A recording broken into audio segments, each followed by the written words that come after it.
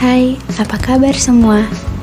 Pada kesempatan kali ini, kita akan menjelaskan mengenai teori classical conditioning oleh Ivan Pavlov. Tapi sebelum itu, kita harus tahu siapa sih Ivan Pavlov itu? Yuk kita simak.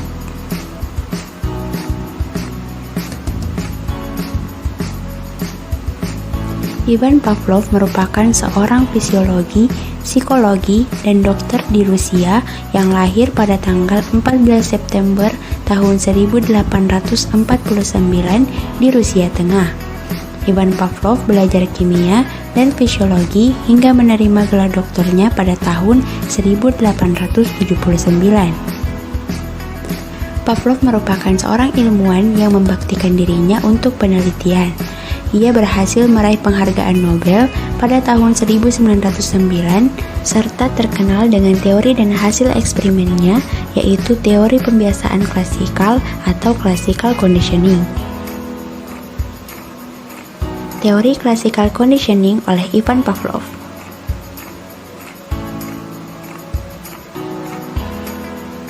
Classical conditioning adalah sebuah prosedur penciptaan refleks baru dengan cara mendatangkan stimulus sebelum terjadinya refleks tersebut. Pembiasaan klasikal atau classical conditioning ini termasuk pada teori behaviorisme yang merupakan pandangan yang menyatakan bahwa perilaku harus dijelaskan melalui pengalaman yang harus diamati, bukan dengan proses mental. Classical conditioning memandang bahwa suatu organisme belajar atau berperilaku sebagai hasil dari mengaitkan atau mengasosiasikan stimuli. Pavlov menemukan bahwa stimulus netral dapat digunakan untuk membentuk perilaku atau respons. Dengan ini, Pavlov mengadakan eksperimen dengan menggunakan seekor anjing, sebuah bel, serta makanan anjing. Tahapan eksperimen classical conditioning oleh Ivan Pavlov.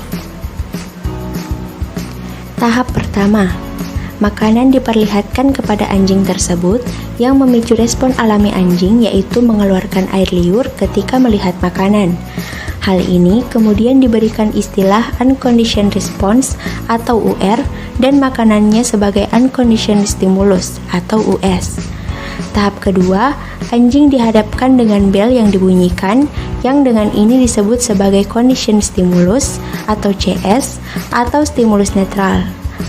Namun kemudian anjing tidak menunjukkan respon apa-apa terhadap bel tersebut.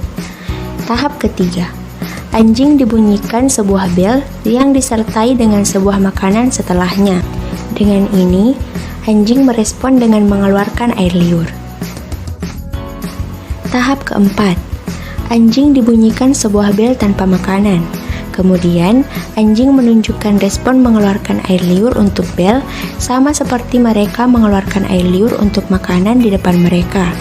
Hal ini disebut sebagai conditioned response atau CR, yang merupakan respon yang diperoleh terhadap stimulus terkondisi atau bel yang seringkali merupakan respons yang sama dengan respons tanpa syarat atau UR. Berdasarkan dari penelitian Pavlov dengan menggunakan seekor anjing, Pavlov mengklasifikasikan lingkungan menjadi dua jenis, yaitu unconditioning stimulus dan conditioning stimulus. US adalah lingkungan yang secara natural menimbulkan respon yang disebut unconditioning response atau UR, atau biasa disebut respon yang tidak dikondisikan dan secara alami terjadi.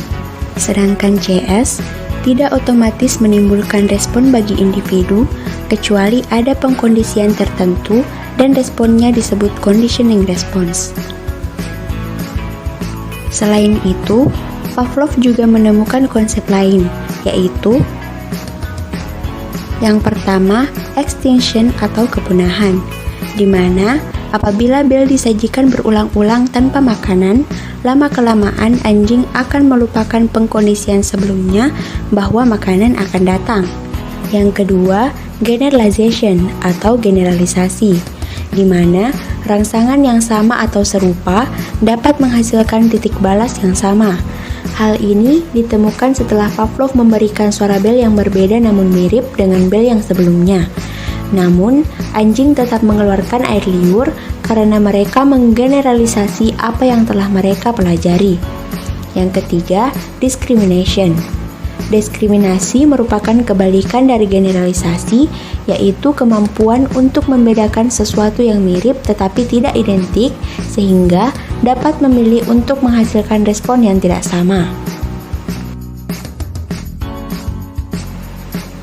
Dengan ini, tingkah laku sebenarnya tidak lain daripada rangkaian refleks berkondisi, yaitu refleks-refleks yang terjadi setelah adanya proses conditioning atau conditioning proses, di mana refleks-refleks yang tadinya dihubungkan dengan rangsangan tak berkondisi, lama-kelamaan dihubungkan dengan rangsang berkondisi. Dengan kata lain, gerakan-gerakan refleks itu dapat dipelajari, dapat berubah karena mendapat latihan. Dengan ini, proses yang ditemukan Pavlov melalui percobaannya terhadap anjing, yaitu di mana perangsang asli dan netral dipasangkan dengan stimulus bersyarat secara berulang-ulang sehingga dapat memunculkan reaksi yang diinginkan. Itulah tadi penjelasan mengenai teori classical conditioning oleh Ivan Pavlov. Jika ada kekurangan mohon dimaafkan. Sampai jumpa.